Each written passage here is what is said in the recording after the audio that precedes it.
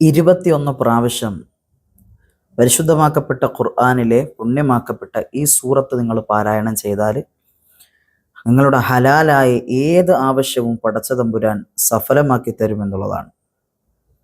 അള്ളാഹു ഏത് ആവശ്യവും നിറവേറ്റി തരുമെന്നുള്ളതാണ്. 21 പ്രാവശ്യം ഓതിയാൽ മതി. ഇൻഷാ അല്ലാഹ് ഏതാണ് ആ സൂറത്ത് എന്നും ഏതൊക്കെ മര്യാദകൾ പാലിച്ചിട്ടായിരിക്കണം നമ്മൾ ഓതേണ്ടത് എന്നുകൂടി പഠിക്കേണ്ടതുണ്ട്. അതൊക്കെ വളരെ വിശദമായിട്ട് ഇൻഷാ അല്ലാഹ് നമ്മുടെ ഈ വീഡിയോയിൽ പറയുന്നുണ്ട്. ഈ സൂറത്തിനുള്ള മറ്റു നേട്ടങ്ങൾ എന്തൊക്കെയാണ്? ആഗ്രഹ സഫലീകരണം മാത്രമാണോ? ആവശ്യം നിറവേറുന്ന ഒരു കാര്യം മാത്രമാണോ പ്രിയപ്പെട്ടവരെ? ഒരിക്കലുമല്ല. ഒരുപാട് കാര്യങ്ങൾ നേടിയെടുക്കാൻ കഴിയും ഈ പുണ്യമാക്കപ്പെട്ട സൂറത്തിനെ പാരായണം ചെയ്യൽ കൊണ്ട് ഇൻഷാ അല്ലാഹ്. ദുനിയാവിലും ആഖിറത്തിലും വിജയിക്കണമെന്ന് ആഗ്രഹമുള്ളവരാരെങ്കിലും ഉണ്ടോ? എങ്കിൽ ഇൻഷാ അല്ലാഹ് ഈ വീഡിയോ നിങ്ങൾക്കുള്ളതാണ്. ഒരു സൂറത്തിനെ പരിചയപ്പെടുത്തി തരുന്നുണ്ട്. ആ സൂറത്ത് ഈ വീഡിയോയിൽ പറയുന്ന വിധത്തിൽ നിങ്ങൾ ഓതിക്കഴിഞ്ഞാൽ ദുനിയാവിലെ മുഴുവൻ കാര്യത്തിലെയും വിജയിയാകാൻ കഴിയും, ആഖിറത്തിലെയും വിജയിയാകാൻ കഴിയും. പരിപൂർണമായൊരു വിജയമാണ് ആഗ്രഹിക്കുന്നതെങ്കിൽ പ്രിയപ്പെട്ടവരെ ഈ വീഡിയോ നിങ്ങൾക്കുള്ളതാണ്. ഇൻഷാ അല്ലാഹ് അള്ളാഹു നമ്മളെയൊക്കെ സ്വീകരിക്കുമാറാകട്ടെ. വീഡിയോ മുഴുവനായിട്ട് കാണുക. നിങ്ങൾക്ക് വേണ്ടപ്പെട്ടവരിലേക്ക് നമ്മുടെ വീഡിയോ അയച്ചു കൊടുക്കുക. ആഗ്രഹ സഫലീകരണത്തിനും വിജയം ലഭിക്കാനും ഏതാണ് ആ സൂറത്ത് എന്ന് ഇൻഷാ അല്ലാഹ് നമുക്ക് വീഡിയോയിലൂടെ വിശദമായിട്ട് പഠിക്കാം. അള്ളാഹു അനുഗ്രഹിക്കട്ടെ.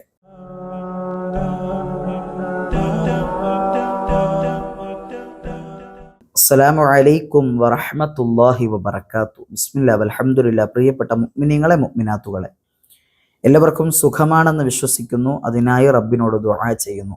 അള്ളാഹു നമ്മളെയൊക്കെയും ഖൈറിന്റെ അഹലുകാരിൽ ഉൾപ്പെടുത്തി അനുഗ്രഹിക്കുമാറാകട്ടെ. പ്രിയപ്പെട്ടവരെ, വിശുദ്ധമാക്കപ്പെട്ട ഖുർആൻ എന്ന് പറയുന്നത് അത്ഭുതത്തിന്റെ കലവറയാണ്. അതിനകത്ത് ഒരു മുഅ്മിനായ മനുഷ്യനിക്ക് പരിഹാരമില്ലാത്ത ഒരു കാര്യവുമില്ല.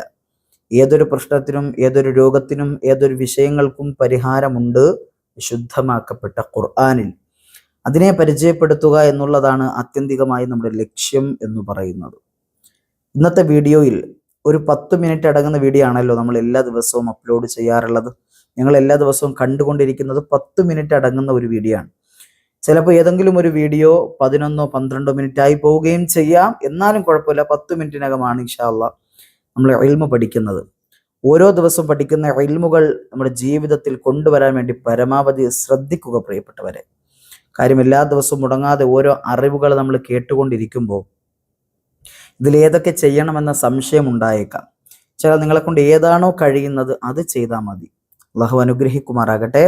പ്രിയപ്പെട്ടവരെ, വളരെയേറെ ഉപകാരപ്പെടുന്ന ഒരു 10 മിനിറ്റാക്കി അള്ളാഹു നമ്മുടെ ഈ ഇൽമിനെ സ്വീകരിക്കുമാറാകട്ടെ.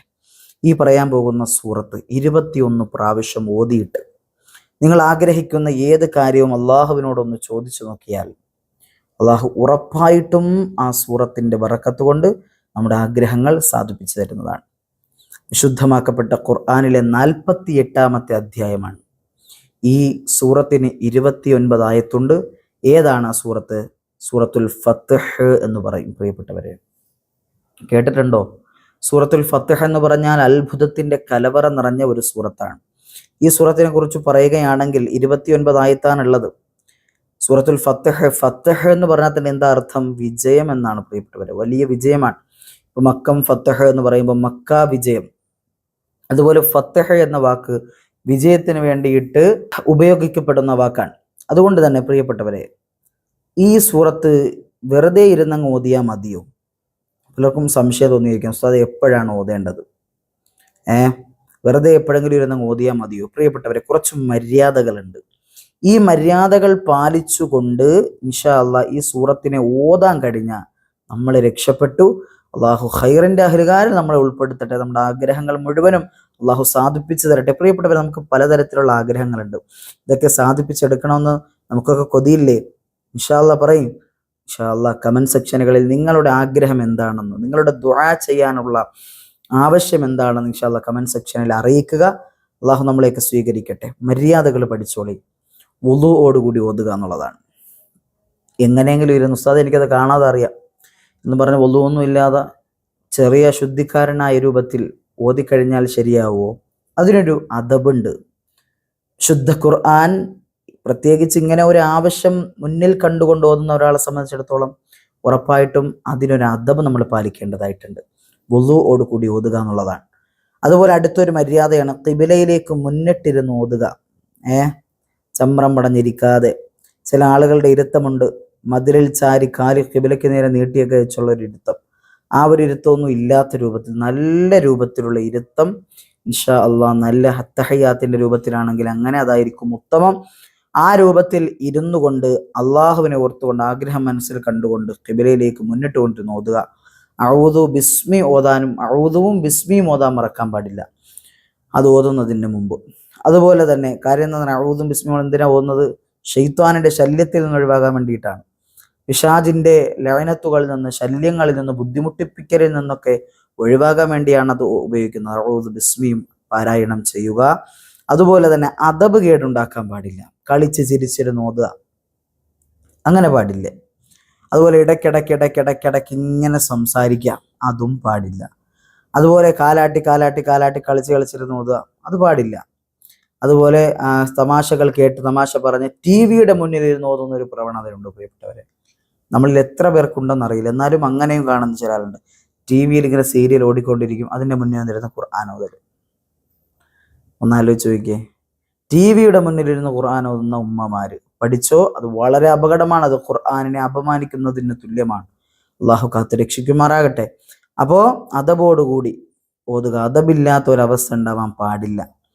സംസാരിക്കരുത്. ഇടയ്ക്ക് സംസാരിച്ച് അഥവാ സംസാരിക്കേണ്ടി വന്നാൽ എന്താ ചെയ്യാൻ പഠിപ്പിച്ചിരിക്കുന്നത്? പുണ്യമാക്കപ്പെട്ട ദീൻ ഏതായത്താണോ ഓതിക്കൊണ്ടിരിക്കുന്നത് ആ ആയത്ത് അവസാനിപ്പിച്ച് സ്വദഖല്ലാഹുൽ അലിയിൽ അലീം പറഞ്ഞതിന് ശേഷം സംസാരിക്കുക. പിന്നീട് ഔദു ബിസ്മി പറഞ്ഞ് തുടങ്ങുക എന്നുള്ളതാണ്. ഈ രൂപത്തിലായിരിക്കണം. നമുക്ക് എങ്ങനെയെങ്കിലും ഇടയ്ക്ക് വെച്ച് നിർത്തേണ്ടി വന്നാലുള്ള സാഹചര്യമാണ് പറയുന്നത്.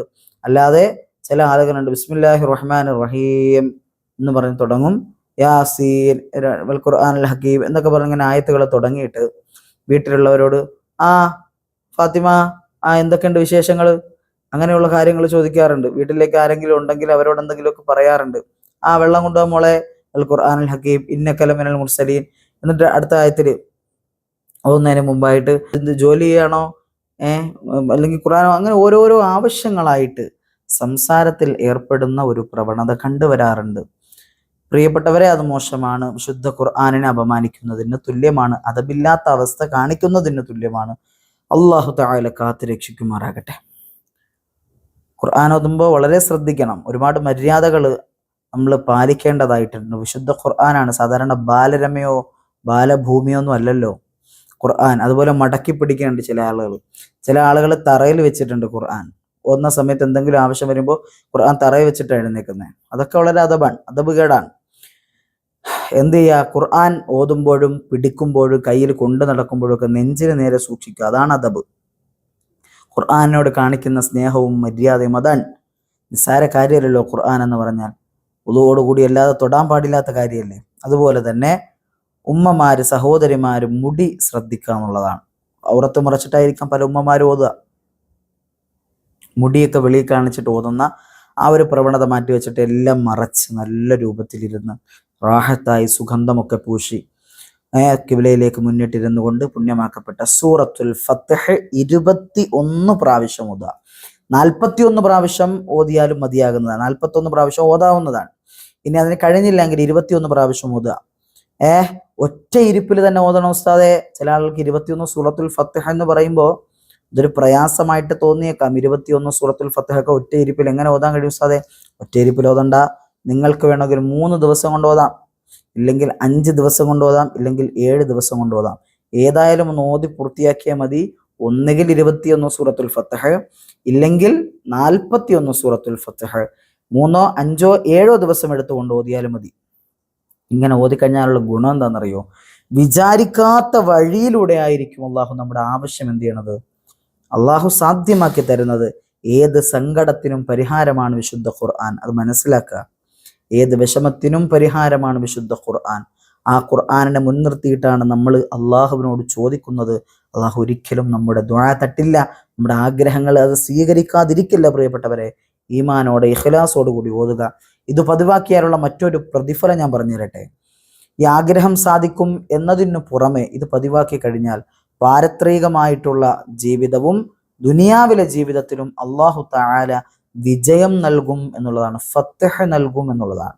ഇത് പതിവാക്കിയാൽ, ഇത് 21 വട്ടം ഓതുന്ന ആളിനെ കുറിച്ചല്ല പറയുന്നത്, ദിവസവും നമ്മൾ തബാറക്കല്ലതി ഓതുന്നത് പോലെ, യാസീൻ ഓതുന്നത് പോലെ, വാഖിഅ ഓതുന്നത് പോലെ, സൂറത്തുൽ ഫത്ഹും ദിവസവും ഒരു പ്രാവശ്യം ഏതെങ്കിലും ഒരു സമയത്ത് പതിവാക്കുന്നവരെ കുറിച്ചാണ് പറയുന്നത്. ദുനിയാവിലും ആഖിറത്തിലും പിന്നെ വലിയ ഫത്ഹായിരിക്കും, വലിയ വിജയമായിരിക്കും.